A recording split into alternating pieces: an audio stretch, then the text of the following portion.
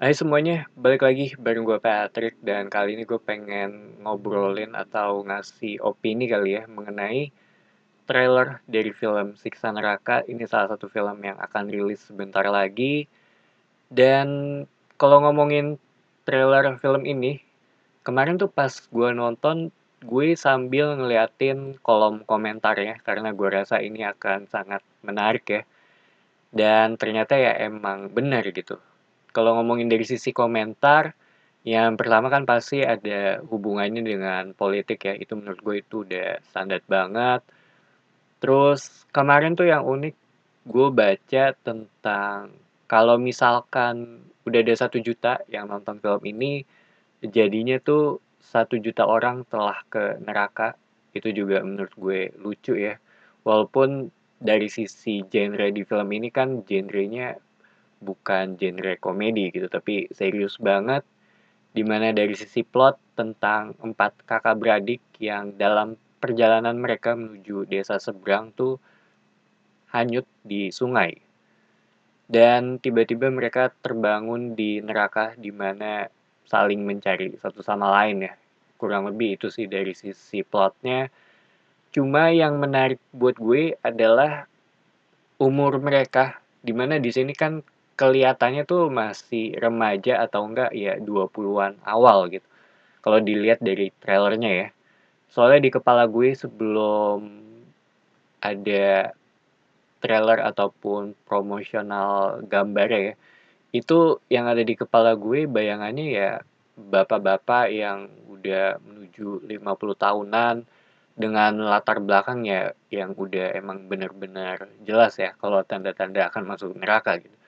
Sedangkan di sini kelihatannya tuh masih masih remaja, jadinya ya gue agak penasaran gitu dari sisi apa yang mereka lakukan ya supaya bisa sampai ke sana gitu. Apalagi bapaknya juga merupakan pemuka agama ya, walaupun balik lagi ya bukan jaminan juga gitu.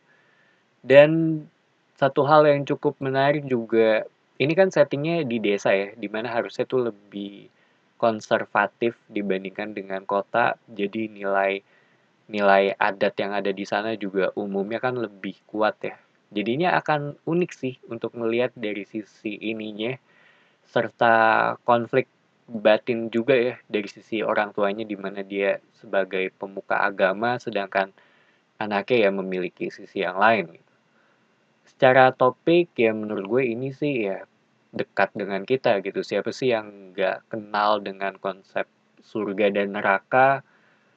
Dan gue juga awal tuh agak sedikit berharap akan ada sesuatu yang morally ambiguous juga gitu. Kayak misalkan mencuri obat untuk anak lu yang sakit karena yang nggak ada yang bisa ngasih lu pekerjaan dan lu minta bantuan tapi nggak ada yang bantu juga gitu. Menurut gue topik ini kayaknya akan menarik sih untuk masuk ke dalam film yang seperti ini ya. Karena nggak jelas hitam putih banget jatuhnya dan ngasih ruang untuk berpikir ke sisi penontonnya juga gitu.